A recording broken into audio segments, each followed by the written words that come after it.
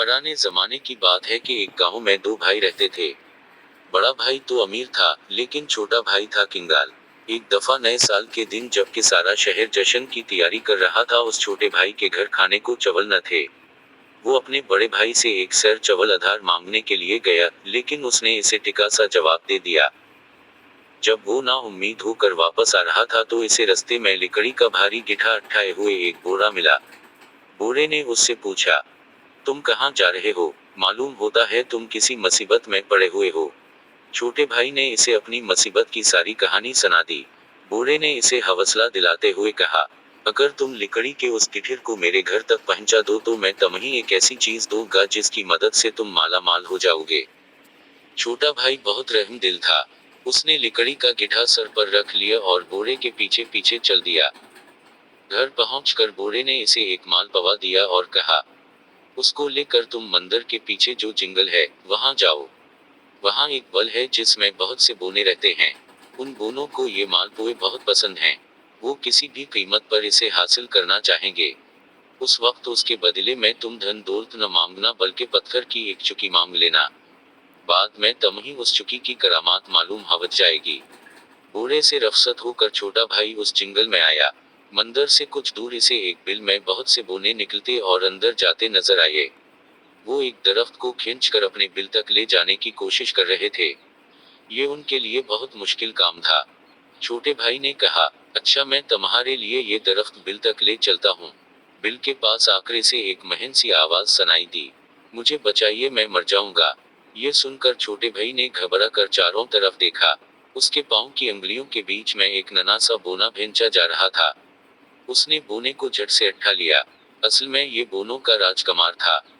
بونوں کے راجکمار کی نظر جب مال پوئے پر گئی تو وہ بولا، مہربانی کر کے یہ مال پوا مجھے دے دیجیے۔ اس کے بدلے میں آپ کو بہت سے جواہرات دوں گا۔ لیکن چھوٹے بھائی کو بوڑھے کی بات یاد تھی۔ اس نے مال پوئے کے بدلے میں پتھر کی چکی مانگی۔ راجکمار نے راجا سے سفارش کی تو اس نے چکی دینا منظور کر لیا۔ جب چکی لے کر چھوٹا بھائی چلنے لگا تو بونے راجا نے کہا، دیکھو بھائی یہ ہمارے راج کی سب سے قیمتی چیز ہے۔ اس کا استعمال سوچ سمجھ کرنا۔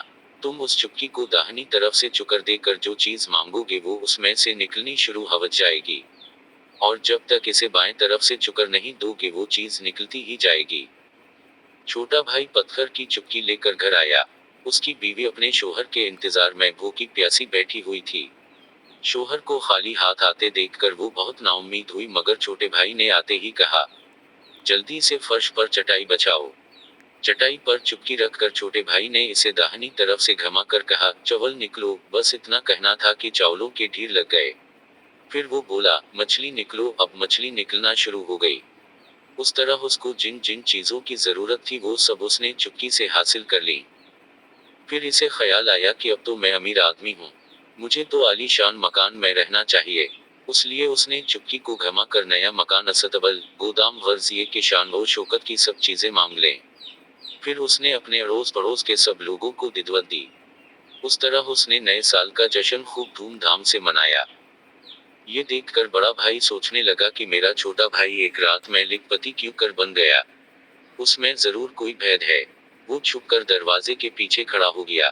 اس نے دیکھا کہ چھوٹا بھائی ایک چکی کو گھما کر مٹھائی کے ٹوکروں کے ٹوکرے بھر رہا ہے اور انہیں مہمانوں کو دے رہا ہے۔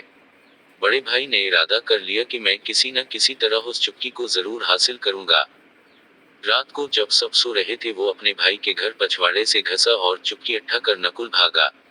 چکی کو لے کر وہ ایک کشتی میں سوار ہو گیا اور ارادہ کیا کہ کسی الگ جزیرے میں اسے لے جاؤں اور لکھ پتی ہو جاؤں۔ ہوا ایسا کہ اپنی کشتی میں ضرورت کی اور سب چیزیں تو وہ لے آیا تھا مگر نمک لانا بھول گیا تھا۔ اس نے چکی چلا کر کہا، نمک نکلو، نمک نکلو۔ یہ کہنے کی دیر تھی کہ چکی میں سے ڈھیروں نمک نکلنا شروع ہو گیا۔ بڑے بھائی کو چکی روکنے کا طریقہ معلوم نہیں تھا۔ نتیجہ یہ ہوا کہ نمک کے بوجھ سے بڑا بھائی کی کشتی سمندر میں ڈوب گئی۔ کہتے ہیں اسی وقت سے وہ چکی سمندر میں برابر چل رہی ہے اور اس کے نمک سے سمندر کا سارا پانی کھارا ہو رہا ہے۔